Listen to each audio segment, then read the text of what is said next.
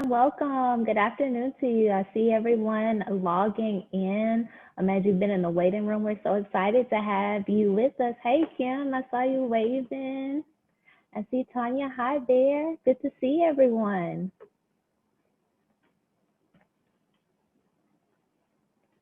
Hey, Colleen, how are you? Doing well. How about you, Tanya? Can't complain. Busy first 3 weeks of school. I can imagine. I can only imagine. We're glad you're able to join us today. Thank you for having it. Can you see this? Now I see lots of our colleagues on the call. Thanks everyone for being here. Hey, Fred.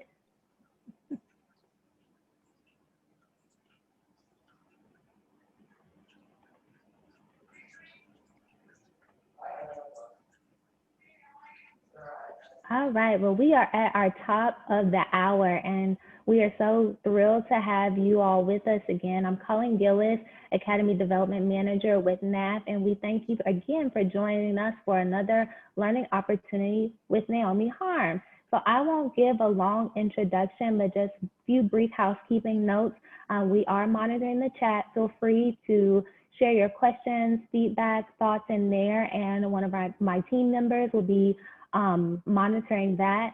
Also, feel free to engage via your camera if you would like, but certainly if there are connectivity or bandwidth, if you need to come off of camera, that's totally okay. And we are so glad for our partnership and very appreciative for Naomi sharing her wealth of knowledge with us. And she's been partnering with NAF for quite some time, and every time she presents, I learn something new. And so we're so glad to have her with us again. So if there aren't any additional notes, I'm going to turn everything over to Naomi. Okay, well, thank you so much and welcome everyone. We are so thankful that you're here today to learn with us online, and we'll be sharing out some best practices when it comes to blended learning strategies to inspire students to be creators and solutionists of their futures, but also for you as teachers to be content designers of these new learning experiences. As we continue on, you can see that I'll add in this slide deck that we will eventually share out with each and every one of you. You will have my contact information that we can continue that wonderful leadership conversation to share out what's working and what's not working in education with this blended and online learning, and try to come up with some amazing solutions to help you as NAF fellows to improve your instructional approaches, but to ultimately inspire that student learning that's taking place in whichever type of online, blended, or face-to-face environment you're currently experiencing.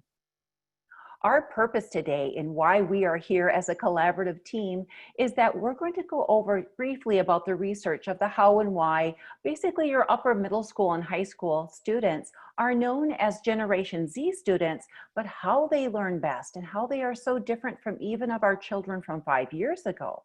Yet we'll continue on and also share those best practices of blended learning strategies and approaches to really get kids excited about the types of learning so that they too can be creators of their futures. And we'll be modeling and collaborating some of those instructional approaches and strategies really focused on student-centered learning, yet embedding it with best practices related to career-focused frameworks to support the beautiful NAF curriculum. So let's talk a little bit about our Generation Z students and get to know a little bit more about them today. These are our students that are born from 1996 up until about the year 2011.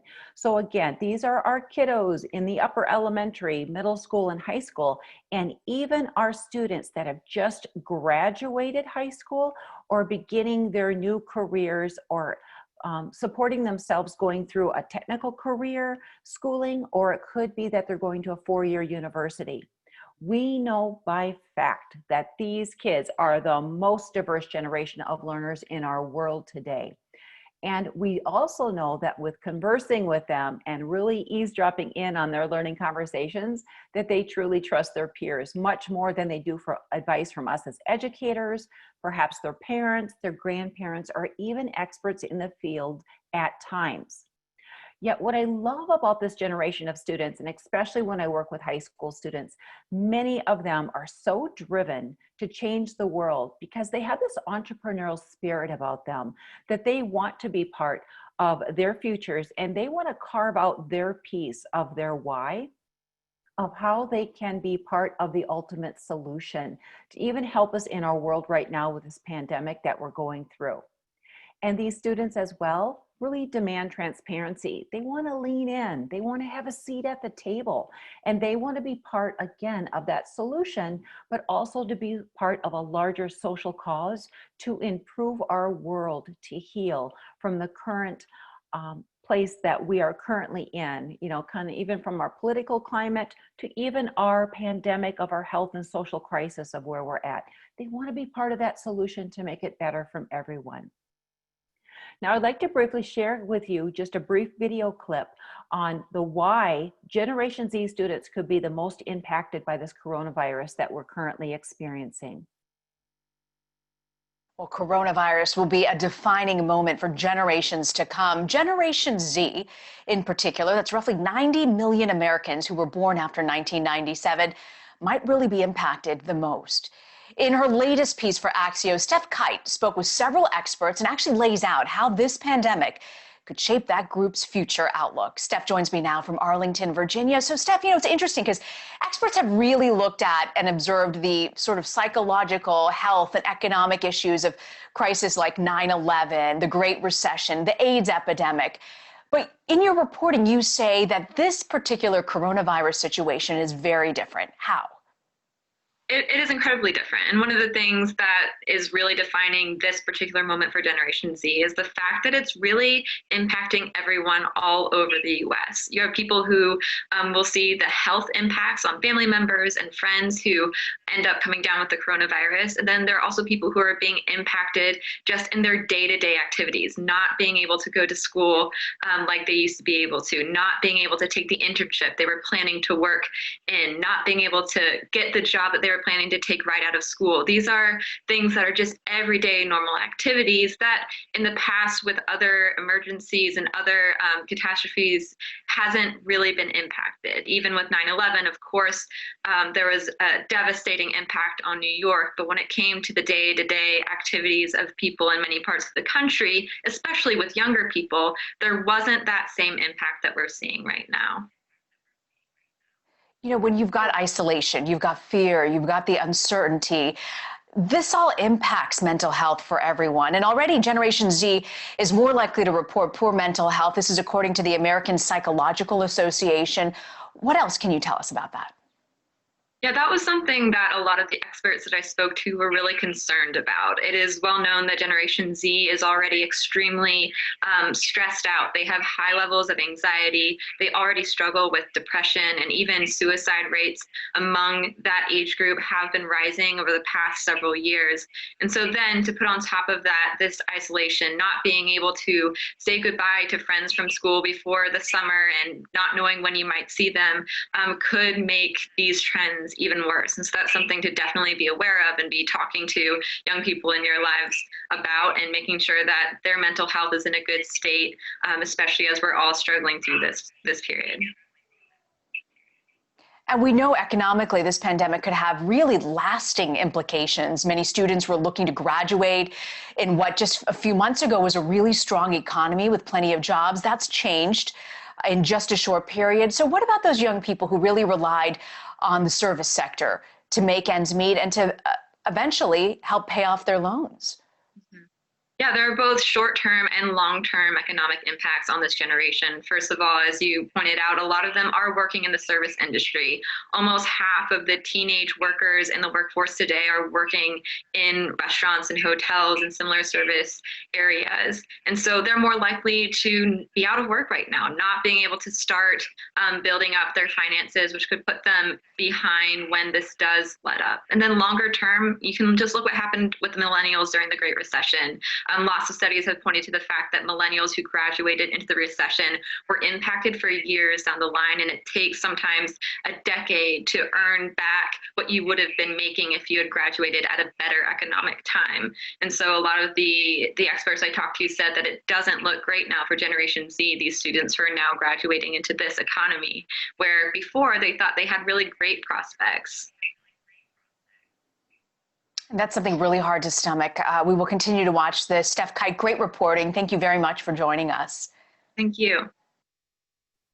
That is such incredible insight from that particular video clip that's really helped me be extremely much more humbled, especially when I'm working with high school students, because we really need to build this type of workforce up for our future, and letting them know that the diversity of what they have to offer, of how they think, how they problem solve, their background knowledge that they have to offer, and their cultural experiences are going to be their greatest benefit and asset moving forward, of having those particular children stand out and to maintain a job and to continue to model their skills to be really employable for the future. So let's look at a few other things here. This is what's really interesting. So we already know that Generation Z is going to be impacted, and we already know that they're going to have to work many more years to make up for the lost dollars that we've been basically kind of just it's stagnant right now during our pandemic of where those jobs can currently exist, and to try to get more employment for those kiddos. But 40% of the jobs that currently exist of today will be obsolete by 2030. I just find that staggering. It's like, oh my good heavens. That means a lot of the jobs that could be even entry-level jobs that our students would normally take and even have, whether it's minimum wage or just above minimum wage, those are going to be replaced with automation, machine learning, and robotics. Also looking ahead, that our current workforce of our Generation Z and millennial generation, and that consists of about 15 million workers. Those two generations combined, their jobs also will be automated by 2030. And then lastly, this expected shift of what we're seeing, that actually the human focused front force is basically going to be taking a back seat, because the machine algorithm based and coding and the robotics is going to be taking the center stage and moving forward even by the year 2025. So what that means for us as educators is that we really need to step up our game of the types of learning experiences and learning opportunities, of the access and the equity to those resources of what the learning potential can be for these kids, but also affording more opportunities to learn, think, and problem solve differently in our classroom spaces, because we've got to really adapt to our teaching strategies to help our kids to be more flexible in their thinking, adaptable in their learning processes, and be able to pivot and to think on their feet more quickly to adapt to the ever-changing economy and that workforce. These statistics and research is coming from the Future of Work in America report.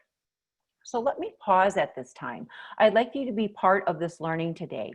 So if you've joined us also by opening that new tab and you've gone to joinpd.com, and that it also notes that you are entered the code of FKVDPG, you'll now see this question here, and I'm going to add a new question that you can actually respond to this. So it says, what jobs can you relate to that have been automated in the last 5 years? So let me add that new prompt for you very quickly, and you'll see a refresh of your screen. And so now you'll be able to add a reflection of, please share with me, what have you seen in your normal work environment, even your teaching, that you've experienced in the last 6 months, you could say, in your job placement that you are as a teacher or an administrator, or if you're related to a business organization. What's changed even in the last 6 months that's been automated, and you think that we're not going to even go back to that way of teaching and learning anymore? So once again, if you have joined us, please feel free to joinpd.com and putting in that 6-character code, and then we can see those automated reflections right away from each and every one of you. If you're not joining us, that's okay too. You can see the responses momentarily from our friends, and I can instantly show the responses that are currently coming in. Yes, self-checkout at the supermarkets, that's correct. Shopping and receiving online. How many of us are not shopping online? I think everybody is right now. Yes, cashiers, customer service, the way that we do work for ourselves. Look at today. You are joining me all from afar. I'm joining you from beautiful Cave Creek, Arizona, and you're joining me from all parts of the United States today. So our teaching and learning environment is much different. We're also seeing some of our jobs that our students work at. Let's say if they work at a fast food restaurant, what we're also seeing is that it's done a lot by automation, that if a student may come in or a person comes into that store or shop, they're not even greeted by a human being anymore. It's an automated interface that in which they scan or they touch and they choose their learning for that day, or they choose what they want to purchase, and then basically they go up and they pick up that cup if they're going to go in to get a soda or maybe a coffee from a fast food restaurant, and then they take care of it themselves. Everything's so automated right now. We're going to be seeing more of that. The way that we shop online, the way that we book travel arrangements futuristically, the same way that we do our financial literacy components. If I receive a check in the mail, I can scan that and it's automated to go right into my business account. Even think of our school systems. I call in, let's say that I want to talk to you as a teacher friend. I actually have a prompt that I'm first introduced to with an automation system. I have to go through several different dialing out or a keypad punch system to get through to even get to your department. So a lot of that is all automated that we're now seeing. Okay, thanks for sharing your responses. And remember, teacher friends, you can continue to add those responses and they will be collated and updated as we are conversing today. So many of you have already noted, absolutely, everything that's been automated that we're going to see in just the last 5 years, and that's going to really accelerate in the next 5 years, is going to be everything with customer service. It's going to be AI, which stands for artificial intelligence and voice technologies. We're going to see more online banking and how you fill out to apply for a loan, to get your first home, to how you even do walkthroughs of viewing a home right now. Things are automated that you can do virtual walkthroughs instead of even stepping foot in that home to purchase that home. Food service, the way that we order, the way that we pick up our food service, and how things are regulated. Hospitality and tourism. More online self-directed portals, the online experience of meeting with someone to book our travel or where we go for worldwide travel and business work when it's safe again. And then especially online shopping. Everything never before has been our online shopping. Even a lot of our clothes and home goods and a lot of our shops and physical buildings have now closed. So we don't really have a choice. We have to do our shopping online. They even have Carvana, and you probably have heard of that, shopping for cars online, doing everything virtually, and it's delivered to your home for your next purchase of your car. We're going to be seeing more of that taking place too. So the bigger question is today is, how do we create and model effective teaching and blended learning strategies with students when constant change and uncertainty is all around us? And moving forward, that's going to be the constant norm. And we're going to be faced with this question from here on out. So because of that, our solution is all about future proofing. And that really means that we as teachers and administrative leaders and coaches within our schools and organizations, that we really truly need to model skills needed for student future for success. And what this looks like is that we extremely at this time need to model especially those adaptive, emotional, intelligent mindset skills. We need to be there to coach and to guide our students, especially when things don't go well, but to model when things do go well and how to be more adaptive and how we can pivot on the fly and adjust and adapt to situations that can be very stressful at a given time. We also need to demonstrate with our students more so than ever, what does active listening look like to understand? And how do we critically think and problem solve to better understand and empathize with an individual, to put ourselves in those shoes instead of being so judgmental? We also need to really model that empathy-based communication and collaboration, and offering more clarifying questions or a summarizing technique to truly understand that we have actively listened to understood, instead of forming a judgment, instead of maybe debating with a person with only having half the facts. And then in return, how do we model to be a lifelong learner and to continue that? Because what we're seeing right now is that our children, whether they graduate from that high school and go right into the workforce, or they earn a certification, or they get a 2-year degree or a 4-year degree, their learning needs to be highly flexible and adaptable, meaning that they may be changing their type of career or job every 5 years, if not more so every 3 years, of earning a certification to stay relevant in a job that they have, or to pivot quickly to take over a new job based on where the market is turning. Here are some skills that I'd like to share with you. I had the wonderful opportunity working with an educational organization in Canada this past year, and provide a closing keynote for them. And their whole focus too was, how do we prepare our students for the future when we don't know exactly what it looks like? But even based on this pandemic where we're at, how do we help kids really kick up their skill sets, really with collaboration, that communication, that community-based learning, and really having that social empathy-based learning as a stronghold to help our kids be successful in everything that they do. So what I've created here for you, educator friends, these are called 2030 job task and market potential skills. And I have a title of that particular job, the description of what that job can look like, and also what are some ways that we can introduce some new skills in our high school classrooms, especially to help our students be prepared for these futuristic jobs that are really going to lend themselves, that are going to be online in that virtual environment space, but also in that blended learning environment as well. This is embedded into the slide deck, and you'll see that that card stack is embedded into that laptop that I have of that girl that she has. And again, we'll be sharing this entire slide deck with you, that you'll have this for your immediacy to prepare your students and to be part of that learning potential, so they feel that they have that value add, that they can be creators of their futures. So let me pause at this time. I'd like to get your learning feedback. How does Generation Z students learn in your classroom currently, and how do they represent their best learning potential? So how do you let them just fly in their learning? How do you let them shine? How do you let them take charge? How do you let them lead? So what are some ways that you are really affording your students the opportunity to problem solve and critically think?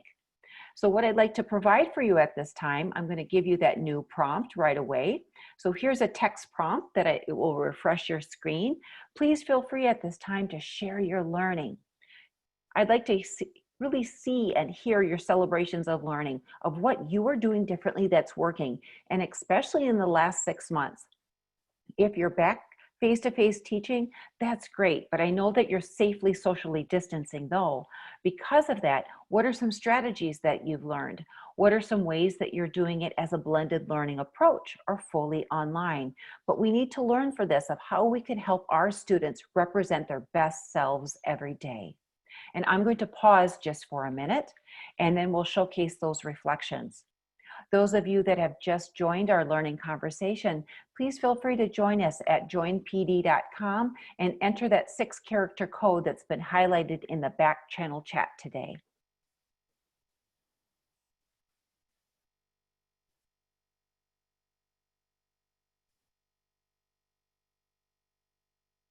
And some of you may be even sharing in that back channel chat of the Zoom chat, and that's perfectly fine.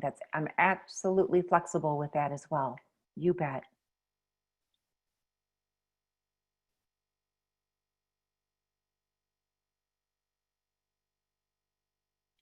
As those responses are coming in, I will share with you at this time that, yeah, many want to teach themselves. Oh, that's an excellent statement. That's right.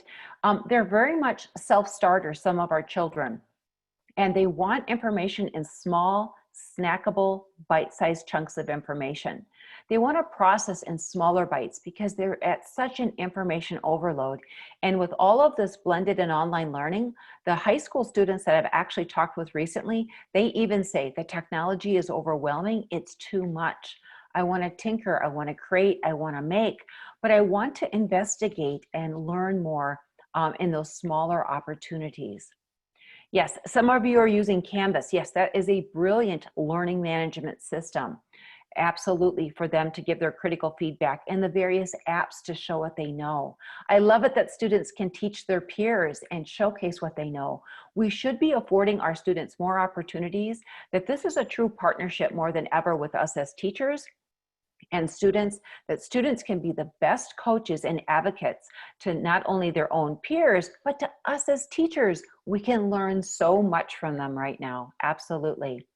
I love it that you're sharing examples too, that they can share their thoughts and answers, whether it's through Flipgrid, whether through it's a knowledge-based learning board, whether it's using Canvas as that portal of creative reflection, whether it's an opportunity that they're doing their virtual internships and then coming back and sharing with their peers as well too. So let's continue to share that learning. It's great to see right away that you've got lots of feedback for us today. So I greatly appreciate you sharing that. I'm going to pull that back at this time, but you can continue to add that collation of your information and insightful ideas. I greatly appreciate that, friends. So I have already mentioned a little bit, but we've already discovered that even in the last 6 months of the pandemic, that truly less is more. Many of us that are teaching online, we do realize that we can't get through a full lesson, yet we take that lesson and we break it in half, and maybe we take that half of that lesson and even break it in half again. But we are learning better by knowing that our kids want those smaller, snackable, bite-sized chunks of information so they can process it at their pace and at their rate to find greater success. We also have learned that our students love learning through choice activities and different sensory learning modalities, because not all kids learn through verbal at this time. We know that they need the sensory, they need the hands-on, they need to feel the tactile learning environment. They need that video clip to see and hear and process that information, and then take time to reflect, to critically think, and then respond in that manner. But we are finding out too that our kids are making, doing, and tinkering, and they're watching and demonstrating at the same time.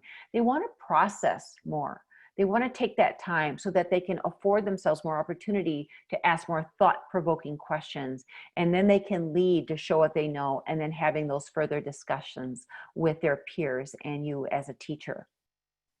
Some other things that we've truly discovered during this time is that small collaborative groups are a win-win. We have already found out that if you're using online video conferencing, whether you're using Google Meets, if you're using Zoom, if you're using MS Teams, whatever your choice is, that smaller groups are actually better. You may start out as a large group, but then using the breakout rooms to your advantage, that kids can actually have meaningful, deeper conversations in small groups and actually get through the content more quickly is what we've discovered. But our students are asking for more individual time to process and reflect, so they're not overwhelmed with too much information. They love the opportunity to have choice and more of that personalized learning in their pathways. And that's where we really have discovered that by offering choice and personalized learning pathways, that it's really invested in a career focus interest. So that's why we need to afford more of that to them. And that passion-based interest projects also complements that social cause that our Generation Z has been really yearning for in all these years.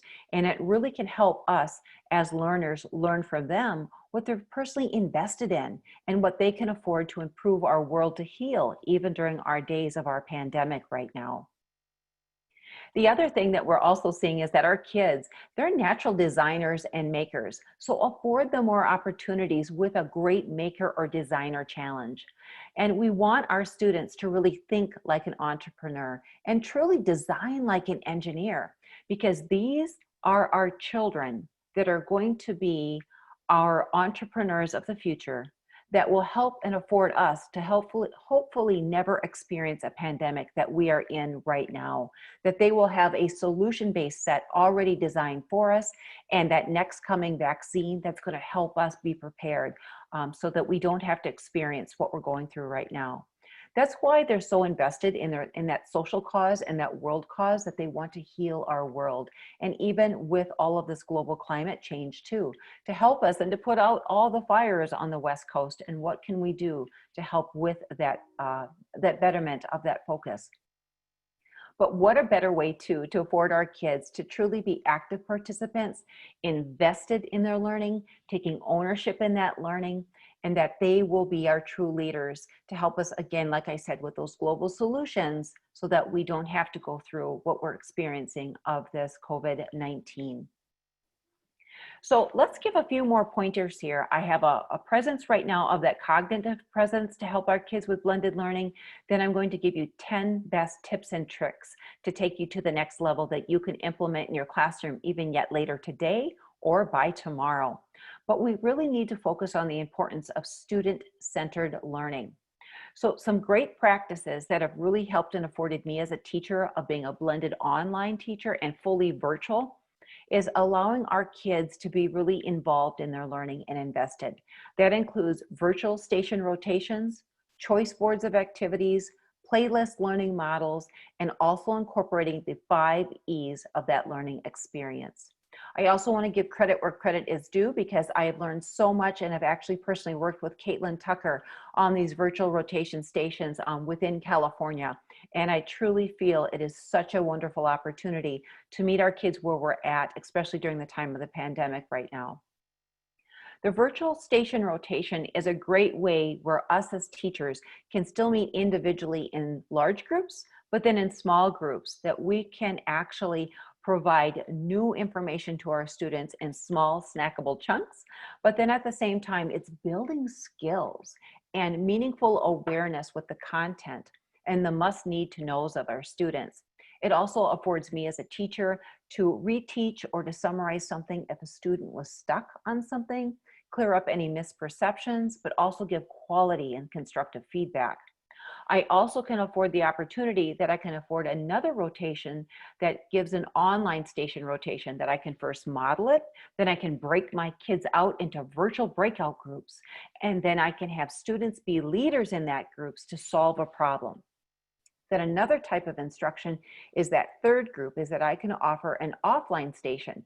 So not only that we've done face-to-face learning, we've done that online virtual learning model, we've done a small group of empowerment with students. Now I challenge my students with designer and maker challenges. And that's where really creative and dynamic learning discussions come place.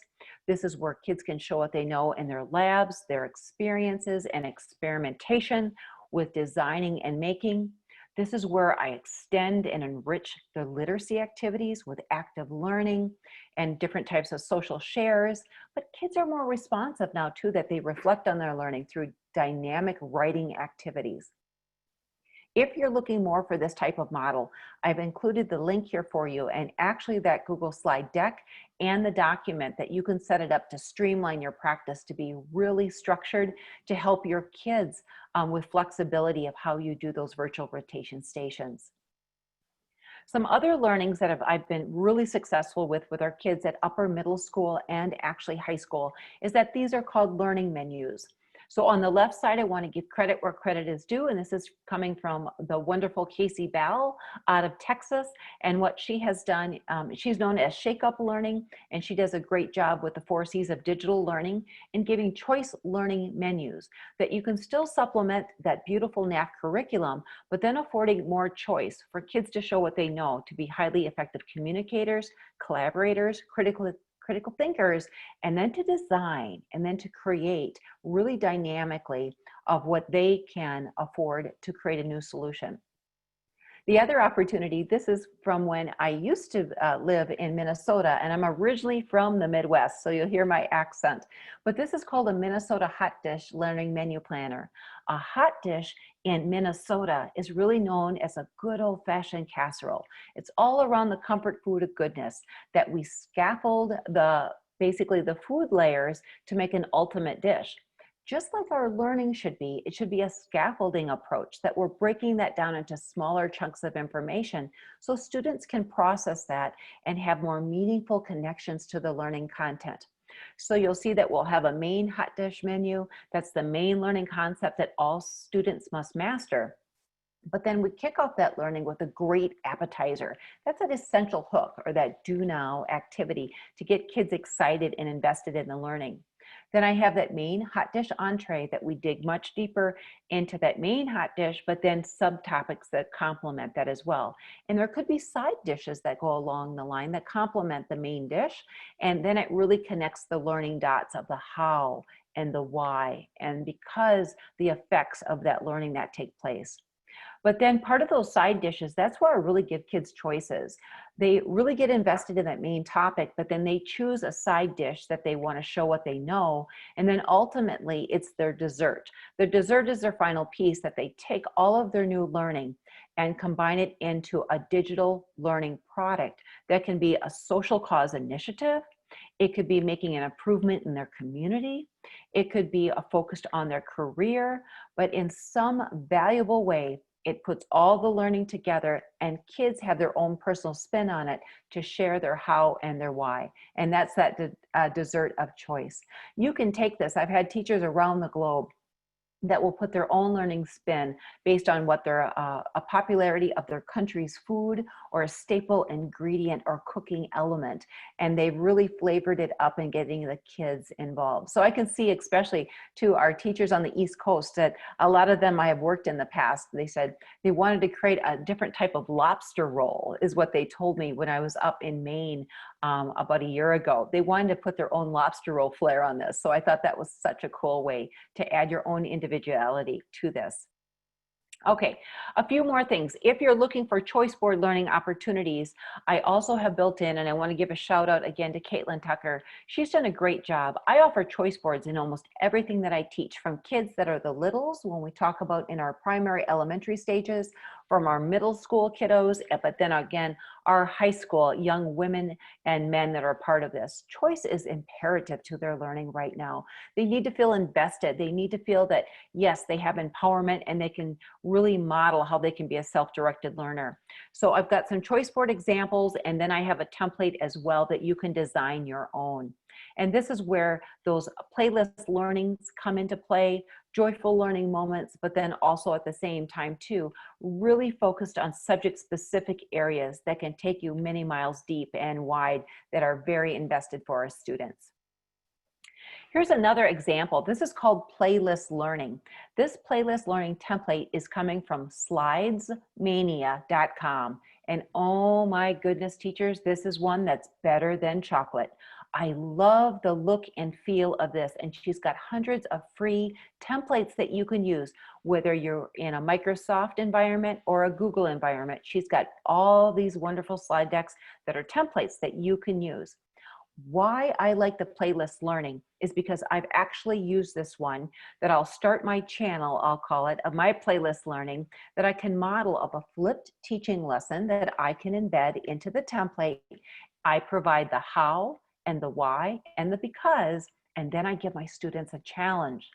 Then in the same slide deck, I then introduce the students to their own slide.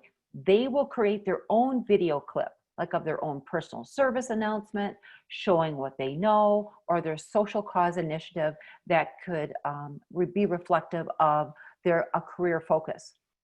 From that element, they can embed their video, they can share their how, they can share their why, they can state their because learning moment, and then add a challenge as well for their own students in their groups.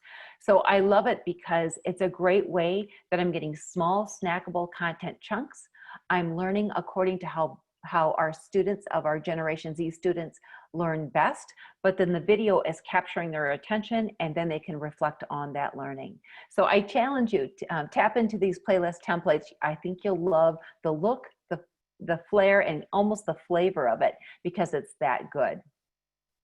A few other things I've used to simplify. Here's an example that we've used a learning management system for students, even at the middle school, to help our kids with a more structured environment. As we know, kids at the middle school and when we move to high school, a lot of kids are not disorganized or are very disorganized at times. So we're trying to help them with the organization skill. This slide template actually helps organize kids, especially if you're doing a teaching by the week or the month, and you can build out your lesson according to that by each month. And it helps kids stay more organized, and the visualization helps them with that too. And they have everything in one place, and you can build this right back into your learning management system. A few other things I wanted to mention. I especially love as an educator, the 5 E's learning experience. And this is where it helps me really get kids engaged in that learning. Now, you may have a lesson plan unit template that's mandatory that you use in your school district, and that's absolutely fine.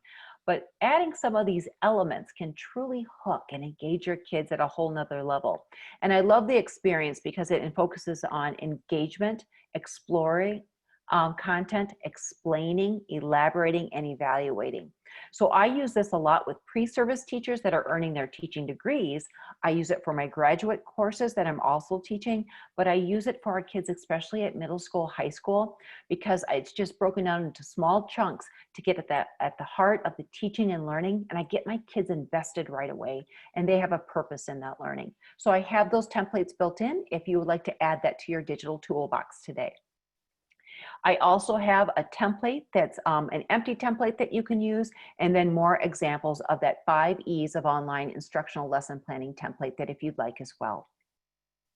So let me pause before I get into our next section, but maybe what's 1 or 2 teaching strategies that you'll now try to implement to focus on your students' needs and importance of that cognitive presence to provide them more student-centered learning experiences. I shared a lot during that time. We mentioned playlist learning, we talked about learning menus, we talked about choice opportunities and choice boards and all kinds of strategies.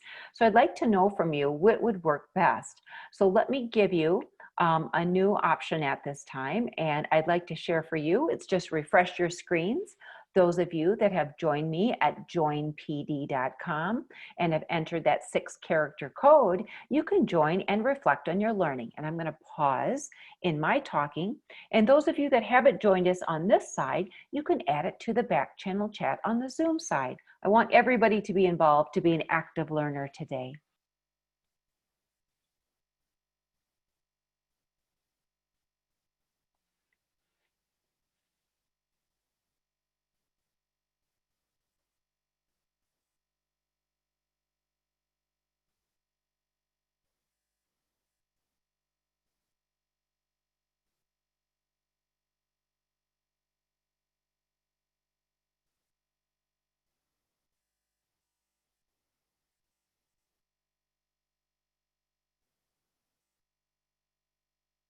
As those responses are coming in, I'm going to take the time now to actually help us with that learning. Let's make sure that I can get back here. Let's show those responses.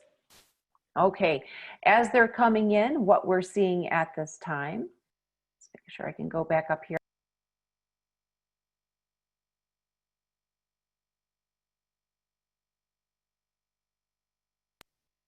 Okay, let's go back. Sorry, I hit my mute tab there for a minute. My space bar is set up as my mute tab, so that's what it did to me at this time. Okay, let's look and see. Yes, the playlist and choice boards learning. I'm hoping that you can use an activity tomorrow. But better yet, even though that you create these as being a new content designer for yourself, because you're putting that new designer hat on as a teacher, allow your students to create playlist learning and choice boards as well, and challenge your students in your classroom. What a better way for them to show what you know. Yes. Oh, I'm glad that you're seeing a lot of the activities that you could use tomorrow in your classroom. Yeah, the structured LMS system, it's amazing. The more that I've worked with more even middle school and high school students, they are struggling with that organization, and why not model it better? And you can set up your skills for the week, for the month, however it works best. And I'm seeing that more of you are saying, yes, choice boards. Choice boards are really important. Especially, this is a great time and example. I worked with a school district the other day, and their entire internet in their region went down. And I'm sure this has happened to many of you already. We as teachers should have a really thought out backup plan, because we know that we are really stretching the bandwidth across the globe right now. So if you can front load this already and having kids have ownership and co-creating a choice board together, and then when that internet goes down, they've got choices to do that are offline, because parents are struggling right now knowing, uh-oh, what should I be doing? Our internet went down and now we're not having access to the online system. Having that choice board as your backup should be your #1 plan right now. And we've done that in the school districts, especially that a lot of our rural school districts that have limited access, or parents have limited cell minutes that they can use to help their children to be successful online. So that's a win-win right now that I'm seeing. Okay, thanks for sharing, everybody, and keep those ideas that are still coming in. Great to see that it can inspire you to get to that next level. So a few other things. I have 10 blended learning priorities for purpose, and then I've got some 10 great learning systems that you can use tomorrow in your classroom. But these are best practices right now, that whether you've moved from face-to-face to blended learning to full virtual learning, or if you've gone from virtual back to blended and now back to face-to-face. It's kind of this cyclical cycle, I call it, that it keeps changing, because we start to go in and then we get COVID cases that are coming out, and then we have to go back to a different way of learning. So remember, it's really important right now that we first and foremost focus on our children's social, emotional learning wellness. And we should be building that into everything that we do from here on out. And it's focused on building a stronger learning community too.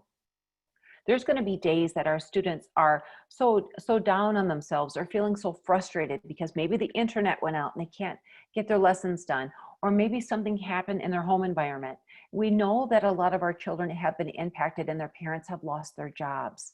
We also know that family and loved ones have passed away due to this pandemic that we're in. So we need to front load it to empathize more and build a stronger community from the get-go. And this should be part of each and every lesson.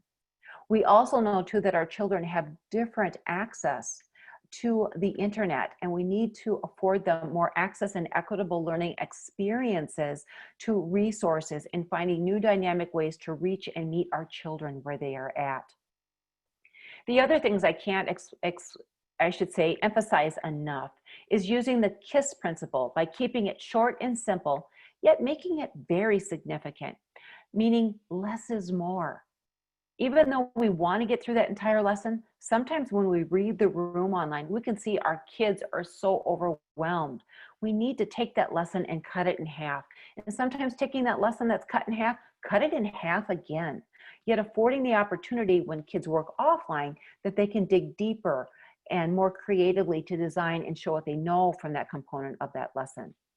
It also means too that we should be affording our kids to simplifying where they're accessing their places that they can go, meaning less is more there too. If you're using a learning management system such as Google Classroom, or you're using Canvas, that should be their entry point. That should be their classroom headquarters of where they go each time to get their activities, to get their lessons, to turn in assignments.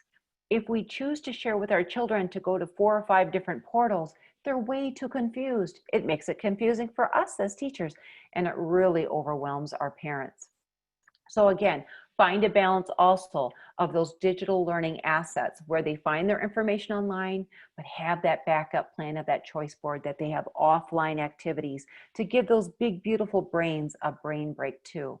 And also making sure messaging is consistent and clear. Where do parents find that information? It should be as consistent of using that LMS as well, and being consistent to be communicative with our parents. The other thing, we need to model more of that blended growth mindset for our parents too, so they can be ready as well, because things are going wrong in the household too. That means things go wrong. That means their internet is crashing, or they don't have access, or maybe that parent has had an off day with their own work environment. So we need to also model that to actually empathize with the parents, empathize with our students, but be really flexible in our thinking to adjust and learn from those setbacks. I tell teachers right now, you should be having an actual physical journal. And I have a journal next to my desk, and I write down every day. I wake up with a moment of gratitude of what I'm going to focus on. I write down my challenges that I've been confronted with that have challenged me, but also how I have found solutions. Those solutions get me through that next day when I've been challenged with my thinking. But I end my day also with a moment of gratitude to be thankful for what I've been blessed with, the people that I work with, like this beautiful NAF community, but at the same time, what I've learned from others to help represent my best self moving forward every day. Some other ways to communicate too is really important. Keep the communication clear for our students and staff. Be over communicative if you can right now, because sometimes students need to hear it 1, 2, or 3 ways. They may need to hear it verbally from you. Maybe it's a short video clip that you can give them, or a very concise and simple message through text or through an email. But simple needs to be, and keeping that KISS principle at hand. Your workflow as well needs to be very important here, that students and parents and teaching staff are all on the same page. Ask questions of your parents, ask feedback, because they too need to feel valued as part of this new relationship. That, remember, all of us invested in this is that we are the talent for our educational entities of our organizations and schools. The talent is our parents. The talents are our student. The talent is our parents. We need to invest in each other and bring and build each other up. We also need to set healthy boundaries. We know that we're very overwhelmed. Knowing that you have your office hours set up accordingly, you have your learning management system set up with your digital assets and that structure of communication. And also when you make those videos for learning, whether they're live or if they're pre-recorded, but respect your healthy boundaries for yourself, your family, and your school, and knowing when you're available so that the kids know when they could reach out to you, and knowing that you can shut the tech off because you don't want to be over accessible, because you will burn out in no given time. I have a research study on that too, about setting healthy communication, blended learning boundaries to respecting your family space at home too. The other thing, whether you're using whatever type of LMS, Classroom, as Google or Canvas, but consistency is key. I cannot reiterate that enough. Utilizing your school's LMS or CMS for effective communication and the consistent routines. Also, a few points of information here. Planning your priorities with a purpose, your distractions. What happens sometimes is we're at home teaching. If you're in a virtual learning environment, make sure that you have a dedicated office space, and that office space is where you're teaching and learning, and making sure that that's a dedicated space. Making sure that when you're done teaching and learning, you remove yourself from that space. Go to the family room, because that's your family room to relax, to add calm. Go to the kitchen to build a beautiful, brilliant meal. Prep your food, knowing that's that space. But if you have your learning space in your kitchen, in your family room, in your bedroom, you will have distractions all the time, and your brain cannot differentiate what I'm supposed to be doing there. So have that dedicated space set up, that you know that you have a safe place. Also, finding that work-life balance is a priority, and that needs to be healthy communication between your schools, your students, your families, but your family. Remember, your family is first and foremost important to your teacher friends.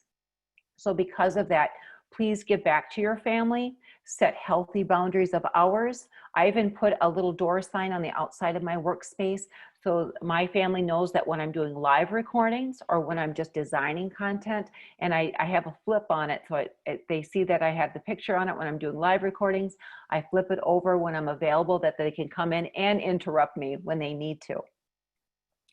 So at this time, if you can share, of the 10 type learning priorities to support your teaching, could you share with us that equitable or accessible blended learning environment for all students? What are 1 or 2 priorities that you will start with to improve your teaching practices at this time? And I'll make sure to add that back in here, that you can reflect. And then I'm going to give you just a few tips before I turn it back over to Keisha today, because I know that we're getting at the top of our hour at this time. So of the 10 learning priorities that I just shared very quickly, how can you now provide more equitable and accessible blended learning environments for all students? How can you afford them more access to you, but also finding that healthy boundary? What are 2 things that you're going to prioritize to start with to improve your teaching practice, but also to give back to your family? I'd love to hear and see what you're thinking about right now. You can also add that to the Zoom back channel chat if you'd like to see what you're thinking at this time. But how can you prioritize? And just due to our time constraint, I'm just going to show those responses. Yes, keep those coming in. I see you're reflecting right now. Work-life balance, over-communicate to be more flexible. Yes, the biggest thing that I've learned, even when I'm working with schools, what I'm finding out, teachers thought they have communicated it well. The parents are saying they don't understand. So over-communicate, but using different types of social modalities, meaning not only can you share it in a text, maybe it has to be in that email. It could be a voice recording. It could be a video prompt, but we have to be clear in our messaging. Yep. Smaller chunks of information is key here. And thank you. Yes, social emotional learning. We need to start with every single meeting time, meeting kids where they're at, because all of our kids are experiencing a different level of anxiety, a different level of experience that they're feeling overwhelmed right now, and different sets of all kinds of emotions all over the place is what's happening. So thank you so much for sharing. Keep those thoughts coming in, because I have a few other quick responses before I turn it back over to Keisha. Remember, I said I've got some teaching strategies. Remember, we won't get through all of this, but guess what? That means you're going to have the learning goodness to be shared back with you that you can extend and enhance your learning after this webinar today. So the strategies I have for you today are game-based learning strategies. And what I'd like to share with you is activity 1 I shared earlier with you with future-proofing and role modeling. So I have that card set here for you today, but here's where the goodness really takes place. Not only do I share the LinkedIn role modeling and future-proofing underneath A, B, and C, when you click on the side of that, you'll have 3 more tools to assist you with role modeling as a classroom teacher to afford the opportunity of future-proofing in your classroom. So I just want to make sure that you understand how this gamified last experience works. Number 2, I have more activities for student voice, choice, student agency, and critical reflection. So if you're liking those activities, I have those built in here. And then of course, A, B, and C, we've got some more hidden golden gems underneath there for you. And then underneath number 3, I've got an activity set here and a Google slide deck for you that's all about thinking like an entrepreneur and designing like an engineer. And if you like this type of learning experience, again, A, B, and C are some more hidden golden gems for you. Underneath number 4, I have passion to purpose projects. These are all kinds of ways of really allowing your students to have choice in their learning, but really fulfilling a learning passion and interest that really can really complement a career-focused field of study. So I think you'll really like these activities. Number 5, what we have for you is personalized learning playlist. If you like that playlist learning channel, I have more here for you. And I love it because I have some examples on Black History Month, on voting themed teaching playlist, and Women's History Month themed teaching playlist, and many, many more for all grade levels. That's what I love about this. The other areas are number 6 is peer coaching. I'll go through these quickly, then turning it over to Keisha. 7 is virtual rotation stations. 8 is going to be taking us out to a shared Google document as well. And let me just continue this class just for a minute. I've got some game-based learning strategies. So I'm gonna pause there for a minute because I want to turn it back over to Keisha, because Keisha now can share with you our learning at this time and get some questions related to what we have just been teaching and learning.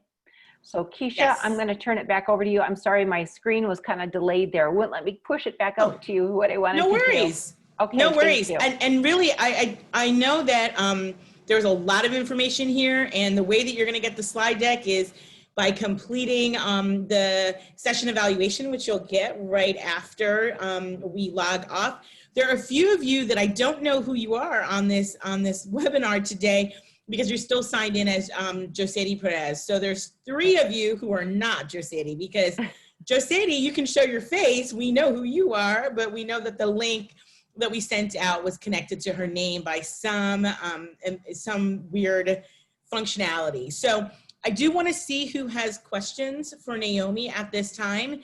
As you all, again, if you put your name in the chat, because that's how I know you'll get the session evaluation. I don't send it to everybody, just those of you who participate.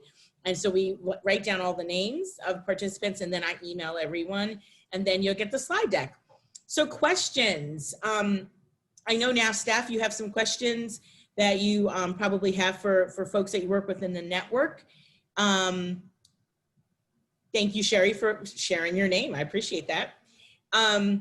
Questions for Naomi. I'd love to facilitate a few things that you might be thinking about, or questions you might have in terms of, you know, trying some of these new strategies for our blended learning, which seems like we're doing for the fall here across the country.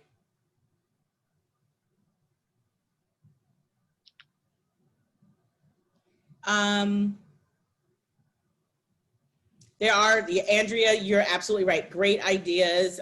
There are a lot of them.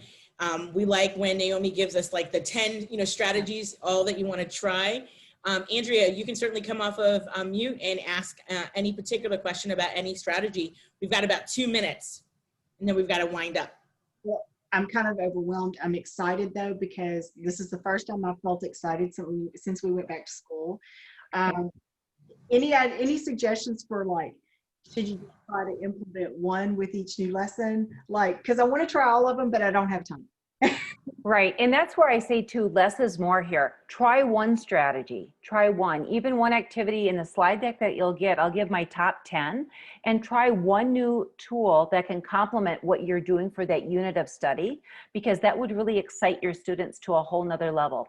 Anytime that we can get our kids more invested, that they feel there's ownership in that learning, especially challenge them, as with you, that relationship to build that interactive choice board, so they have that as a backup plan. That's been a win-win for us when I'm working with my schools in the Midwest right now. They've had a lot of outages right now because they have just tapped out their bandwidth.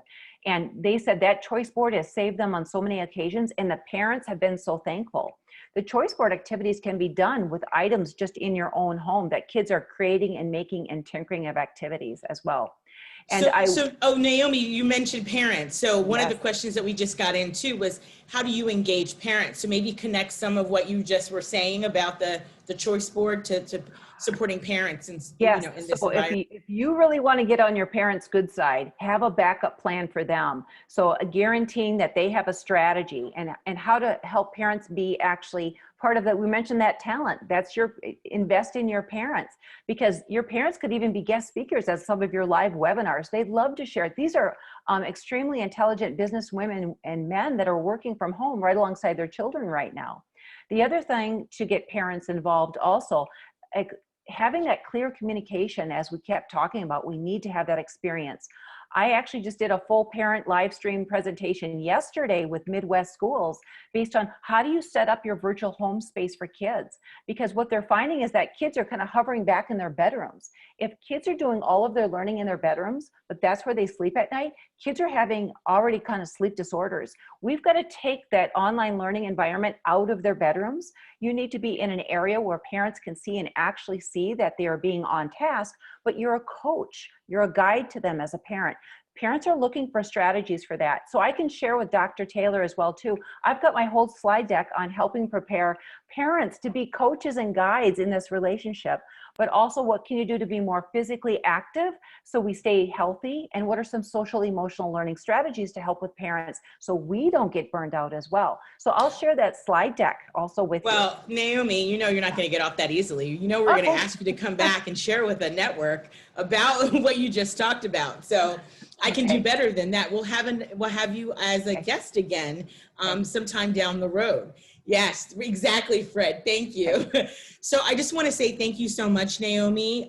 You are just a breath of fresh air with all of your strategies. We thank you so much for your innovation and your dynamic presentation. Kudos on a great, great job. Well done with us. And we will share the strategies for blended learning. And we truly appreciate your time today. Thank you all for sticking with us. You know, again, it's the end of the day, but So glad so many of you could come on. And yes, we will also add physical activity elements as well. Thank you, Sherry, for bringing that up. And so all of you, I wish you all a great afternoon. You will hear from me later this evening with an evaluation, and then you'll get your certificate and the slide deck so you can implement these strategies. Thank you all for the thumbs up. Thank you so much for the NAF staff, the support. Colleen, great intro. Josetti, Jessica, the partnership team, and thanks NAF staff members for helping us and sharing these strategies with the network. I'll see you all very soon. Naomi, hang with us, and bye everybody. Take care.